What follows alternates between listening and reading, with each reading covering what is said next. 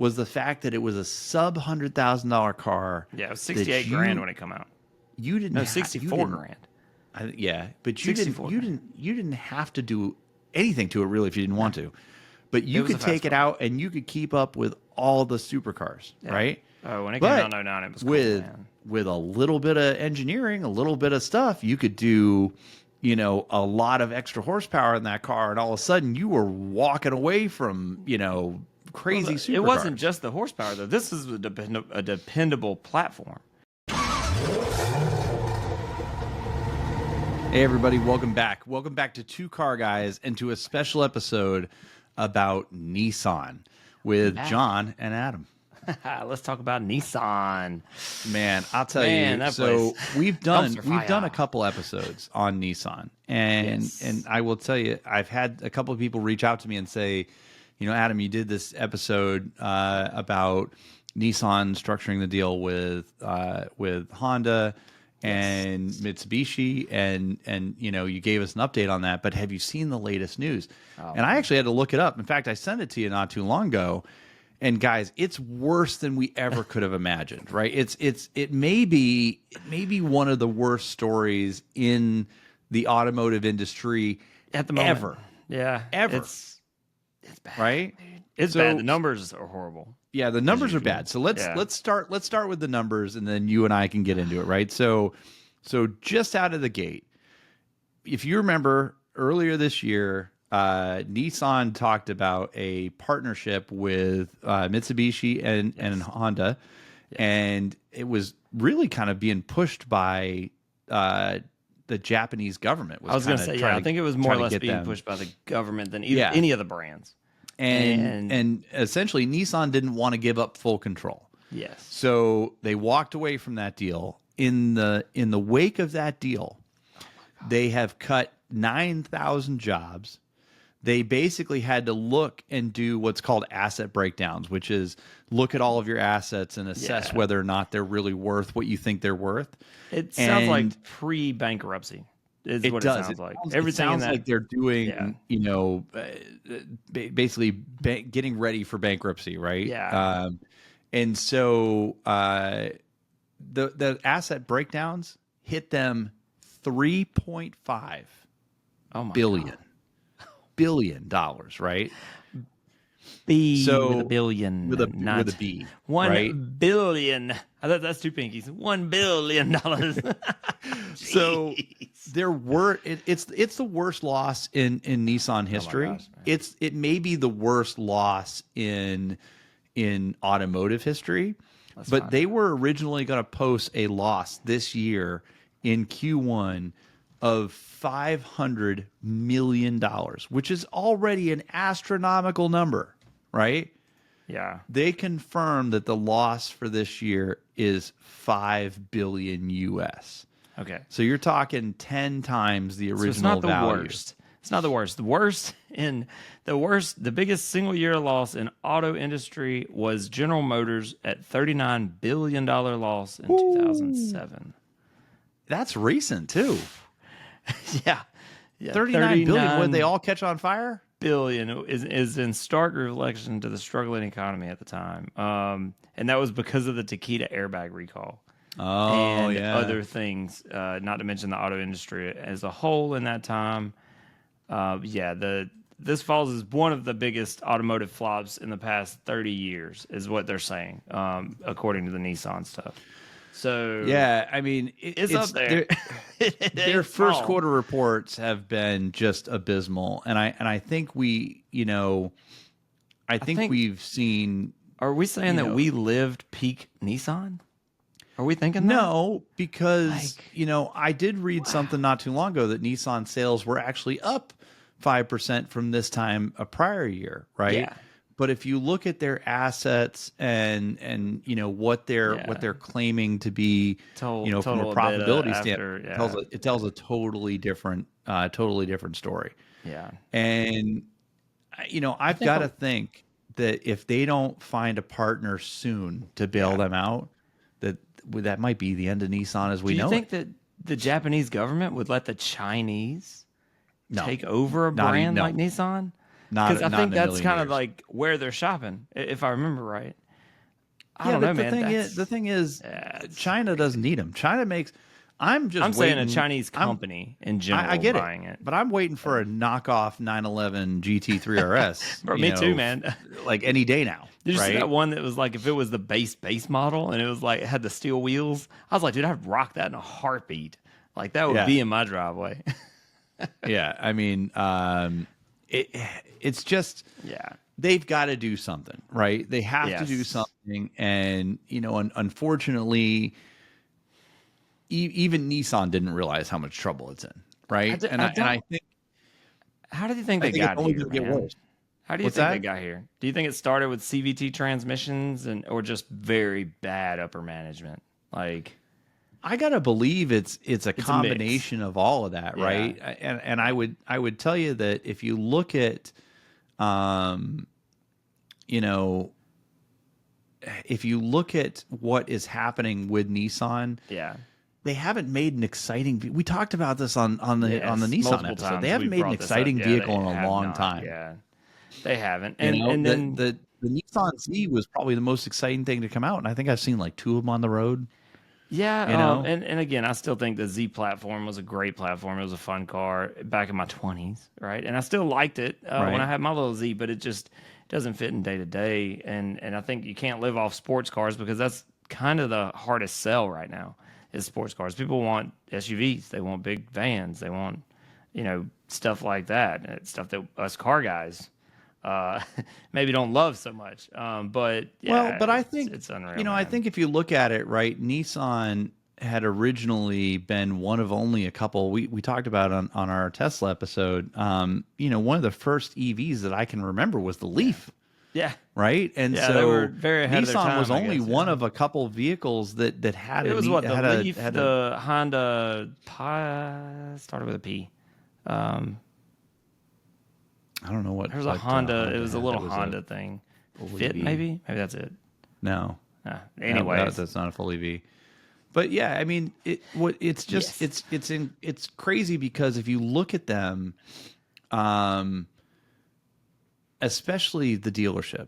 If you drive, we've got like Dealership Row next to my house. You've been down there. Yeah, absolutely. And if you drive down there, you can easily see that there's a significant number of Nissans on the lot, significantly more than anyone else out there, right? And so they were projecting losses at the end of March of $534 million. Right. And now they're saying, combined with the asset breakdowns, that it's probably closer to $5 billion, which is just insane. That's unreal, man. Like that's a massive difference in what it is. And so now people are saying, is Nissan on the brink of collapse? Yeah. Well, then now you got to stack tariffs and stuff on top of it too, like just getting it from one country to another. Yeah. I think they've positioned themselves in a really bad spot at the moment. So one of the first things that Nissan did was replace the CEO, following this huge scandal. Slump. Yeah. So they replaced the CEO following this huge slump. And I'll tell you, it just doesn't look good for them any way you cut it, right? I mean, they're planning a huge overhaul of all their dealerships. Right. They're aiming to steer away from, some of the pitfalls that they've been in the past. Yeah. And they're looking to achieve some short and long-term goals, or short and midterm goals, really. Right. But there's just so much that they have to do. Yeah. And I will tell you, there's some Nissans out there that are probably underrated, right? The new Nissan Armada's got an off-road version that's actually a pretty awesome car, and it's got a lot of really cool features on it. But it's just something that people aren't seeming to pay attention to right now. It doesn't. Right. It's not in the same category as some of these other ones. And, and if you look, if you look right now, there's definitely signs that Nissan is in trouble, and there's definitely signs that that Nissan's brand as a whole is slowing down in the U.S. I mean, we just talked about it. You see these dealership lots, and they have more cars than any place I've ever seen. Yeah. But when the news broke that Honda and Nissan were, basically planning to merge, I think everybody kind of had a sigh of relief and said, well, Nissan's probably still going to be around. It may not look like the same thing, but they're probably still going to be around. Yeah. And then, Nissan and Honda kind of said, well, we're going to expand our partnership and focus on electric vehicles and software alongside our fellow manufacturer Mitsubishi. And everybody kind of went, what?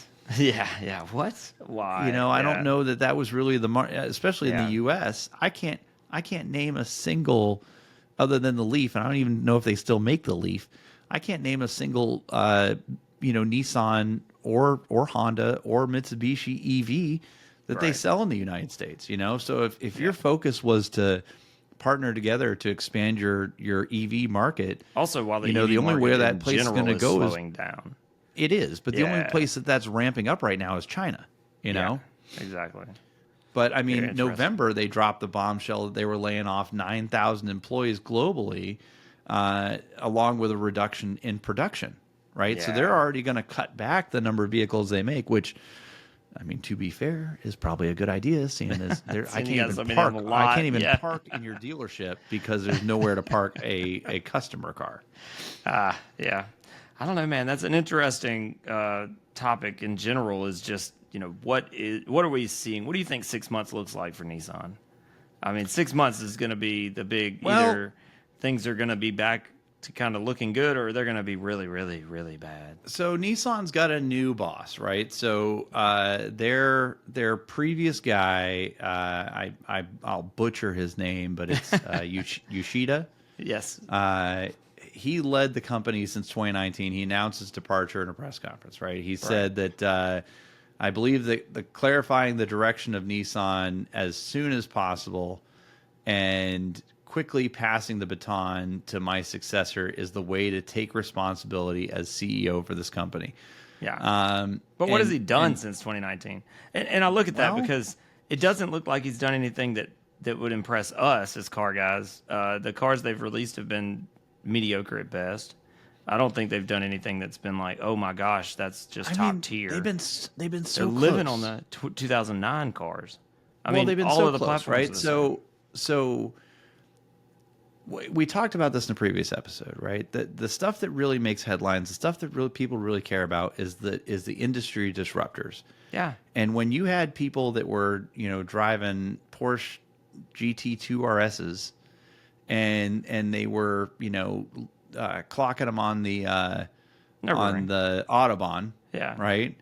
And then all of a sudden, Nissan shows up with this thing that's shaped like a cheese wedge, and it literally, just sets the bar on for sports car on the Autobahn. I mean on the Nürburgring. Yeah, Nürburgring. And then all of a sudden, you get Porsche coming back and trying the same thing, and then Nissan comes out and does it again and beats their previous record. Yes. And so that became like the supercar beater. And the thing about it was the Nissan GTR, what made that car so attractive was the fact that it was a sub $100,000 car. Yeah, it was 68 grand when it came out.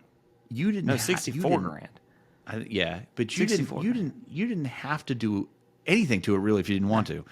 But you could take it out and you could keep up with all the supercars, right? Oh, when it came out in 09, it was cool, man. With a little bit of engineering, a little bit of stuff, you could do, a lot of extra horsepower in that car, and all of a sudden you were walking away from, crazy supercars. It wasn't just the horsepower though. This is a dependable platform.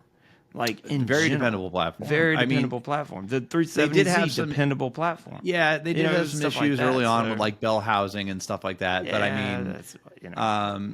yes, it was a very dependable platform. But to be fair, when that car came out, if you look at some of the newer Nissan GTRs, the inside of that car feels dated. It feels like it's 15, 20 years old. Oh, yeah, it's bad. Yeah, it's same thing and on all of the outside of that car, it's not the most beautiful car in the world.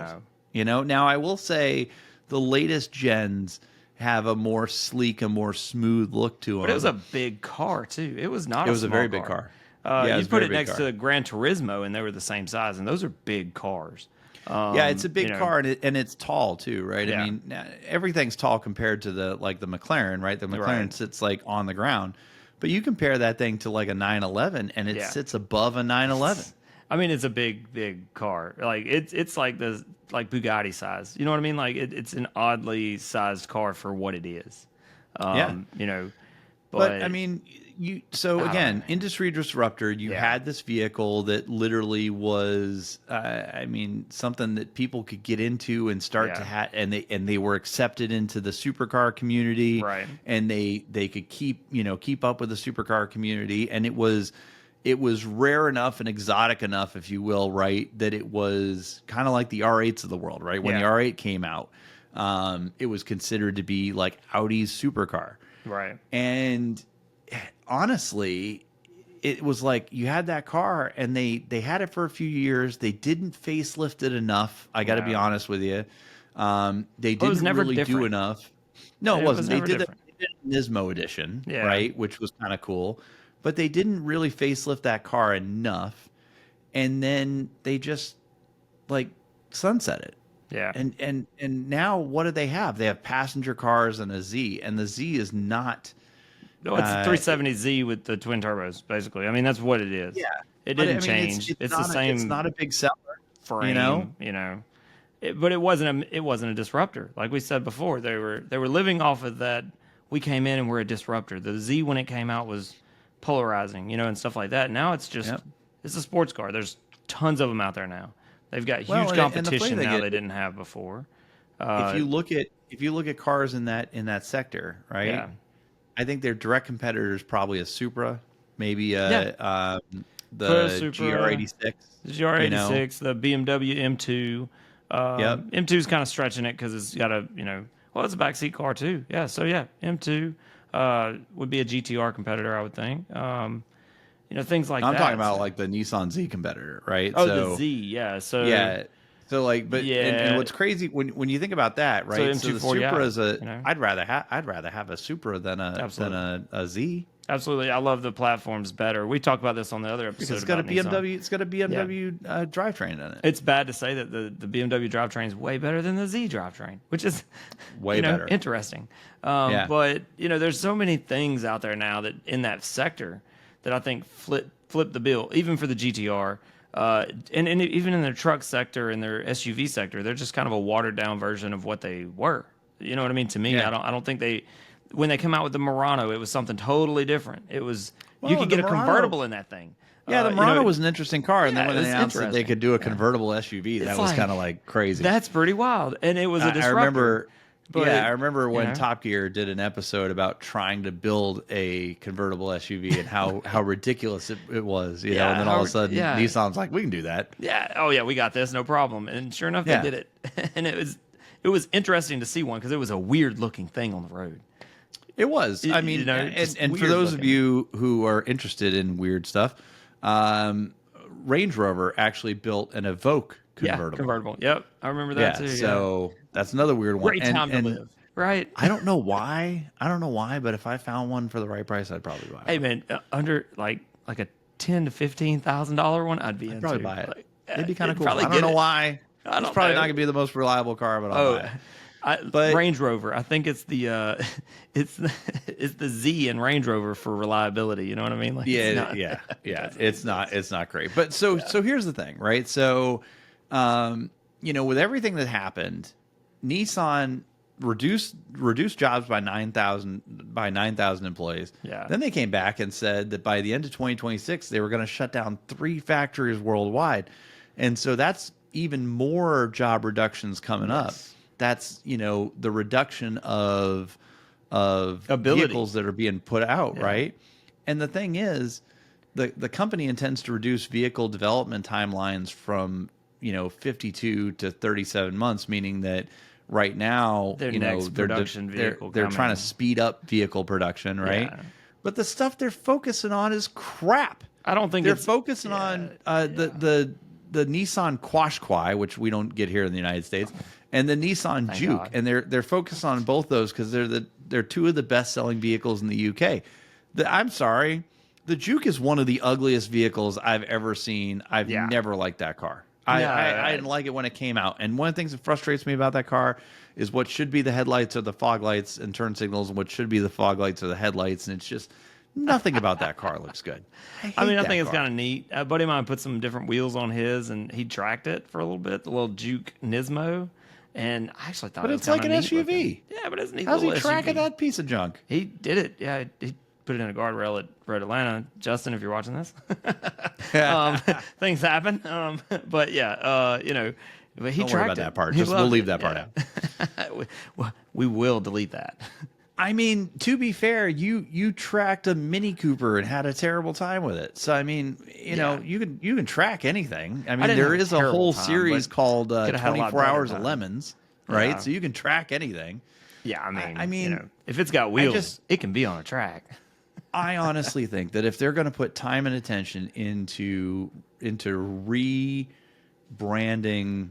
the company, right? Yeah. Focus on the stuff that people are going to buy. They're not buying your pickup trucks because a Nissan Frontier is not as good as a Ford Ranger. It's not as good as a Chevy Colorado. It's not as good as a GMC Canyon. It's definitely not as good as a Toyota Tacoma. I'm just curious. And I mean, you've got to figure out what works for you. And again, I'd love to see Nissan come back in and be an industry disruptor again. Bring back in the next affordable supercar killer. Re-release a car that's like another Skyline, call it the R36, right? And make it have, Corvette ZR1 horsepower and sell it for 80 grand. Please, I would buy that. I'd buy that sucker tomorrow. 100%. 1,000 horsepower, $80,000. Put my name on the list. Two car guys. We'll take one each. I'll take one color. What's interesting though is I looked up, just curious, and I'll let AI answer this. So take it for what it is. Nissan's best-selling vehicle in the U.S. is the Rogue compact SUV. So, I mean, it doesn't look bad, but. No, the Rogue's not. Now, I will tell you, for anybody who's ever done a brake job on a Rogue brake job is awful. But, from experience, huh? But a Nissan Rogue, if I'm correct in this, I think it was built on the Maxima platform. So it says Ultima platform, but yeah. Oh, Ultima. So our life is an Ultima. Yeah. Then number 2 is the Ultima, which, same platform, same car. Got it. Number 3 is the Sonata. Number 4 is the Frontier. Number 5 is the Pathfinder.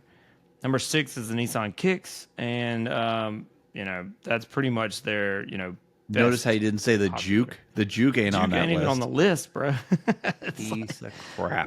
But again, I will tell you, it's not a car that we get excited about. Obviously, no, it's not. If you're watching this show, you probably are also fans of the trio, right? The Top Gear Grand Tour guys. And I will tell you, Richard Hammond hates the Juke. Hates it. Like, literally, he'll see it on the road, and he'll just start yelling at the car. So, according to this, Nissan is coming out with a $16,000 N7 EV with a 388-mile range.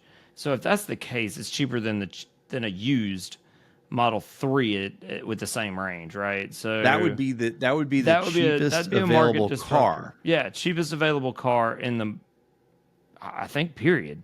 So that's what I'm saying. Period. Yeah. Cheapest available car, more so than an EV, more so than an ICE engine, more so than anything. It would be the cheapest available car by leaps and bounds. Do I think it'll happen? Not a chance in the world. And a big reason is because I just think that it's not going to happen. Because they've got pictures and stuff of it, but they're saying it starts with the N7510. Which I'm trying to understand this. Okay, so it's at 16,000. Remind me what Elon said that the Tesla truck was going to be. I'm with you on that. Like, I agree that it seems like all EV makers, for whatever reason, love to say we're going to make 388-mile range, and then you get it on the road, and it's like, okay, I cut the AC on for 2 seconds, and it's 200-mile range. Okay, oh, I hit the brakes too hard. It's 100-mile range. Oh no! But then these EV makers say, "Well, we're going to build a car that's going to cost $20,000 when it hits the marketplace. Yeah, it's 35, it's right? 40 every time. Like it's just this. It's this continuous. It's a continuous circle of lies, people. Lies, I tell you. Yeah. So, so I don't know. I don't know, man. I don't know that I believe. And trust me, I would love to be proven wrong. Absolutely. I don't know that I believe that they're going to build a sub $20,000 car alone, and getting it here would be $16,000. Well, I'll tell you right now, if tariffs are still in place, that car is definitely not going to be $20,000. Yeah. Before tariffs, it's $16,000. After tariffs, it's $135. Yeah. 110. Yeah. So, I mean, the real truth is, I think Yoshida got out at the right time. Yeah. He did not confirm that the talks with Honda would be restarted following his exit. In fact, I think that was part of his deal. Like, he pushed it, nobody wanted it. Peace to him. Well, he kind of leaned the other way. Yes. He said that the talks will probably proceed in the direction of accepting Honda's investment, but he did not confirm when he left that it was gonna happen, right? Yeah. So he did say Nissan is exploring every opportunity without any expectations to address a number of additional risks to transform the structure and to enable our company to realize its mid and long term direction.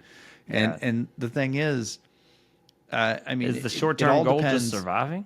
That's what it sounds like. It is. No, 100%. That's 100% right hearing. now. The short-term goal for Nissan is to survive. Yeah. And how do we keep the lights on? Yeah, and then the mid and long-term goal is to actually make a car again.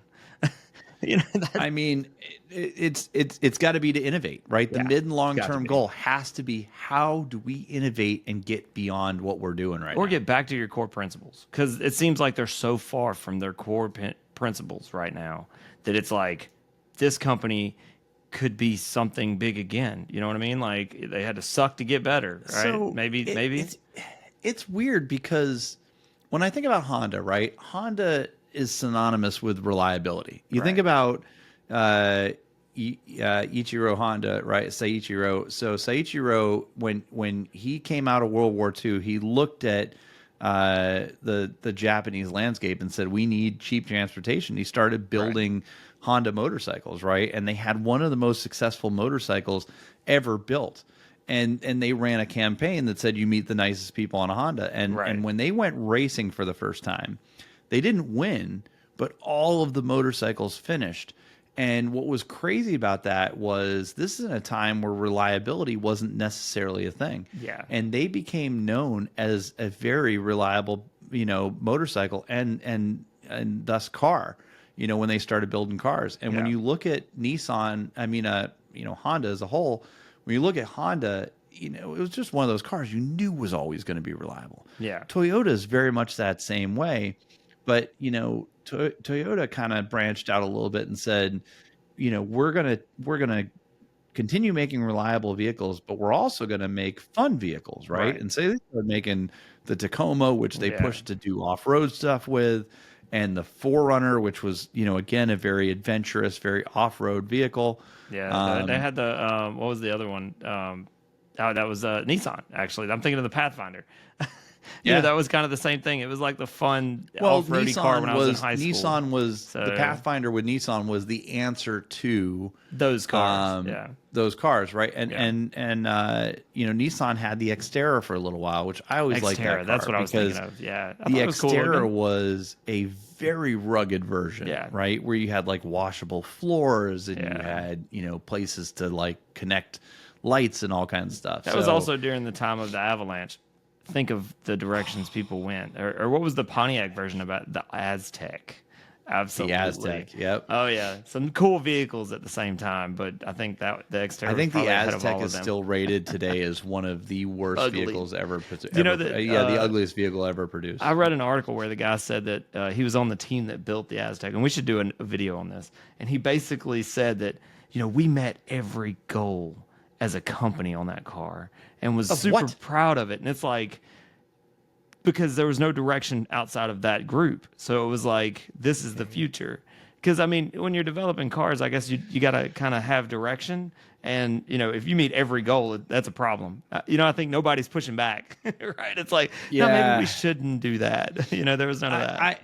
It's funny because I watched an interview with some casting directors and some film directors that were talking about Breaking Bad. Yeah.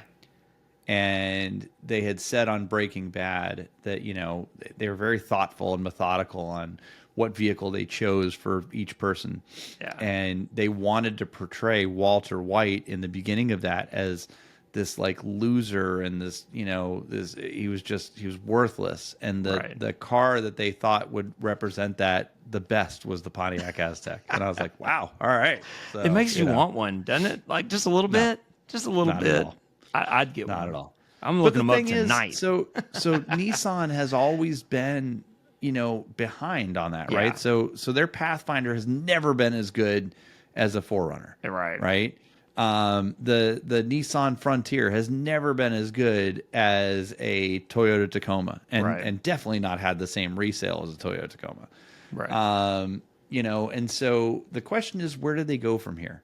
Do they continue to focus on their EV market and the stuff that they're selling well in the UK, which right now may be their most profitable market if they have to worry about you know, tariffs and different things like that. Yeah. But the other question becomes, if Nissan can't find a way to dig this out themselves, right, then what happens, right? Yeah. Do they end up restarting conversations with Honda and basically just blend into Honda, which it almost felt like that was the direction that it was taking, right? So, you know, they've got a new CEO as of April the 1st. Things are changing, so we'll see how it goes. Right. But I mean, this is a huge blow for Nissan and for Nissan culture in general. So, absolutely. You know, hopefully we'll start to see a turnaround and we'll be able to. I'm waiting for the R36. That's the next Skyline that's coming out. I'm waiting for the next generation Z again. Like, come on, you already got twin turbos on it. Let's get something crazy. We just got it sucked. I don't want that. I want the new Skyline. But you know, it's like when the 350 came out, it got a lot of hate. Nobody really liked it. It was heavier. Like even Top Gear guys were like, "Nah, the 350 is not great." But I actually really like the 350. And in comparison to the 370, I thought the 370 was missing some things. But the 370 in general, better car, better performance, better driveline, better everything.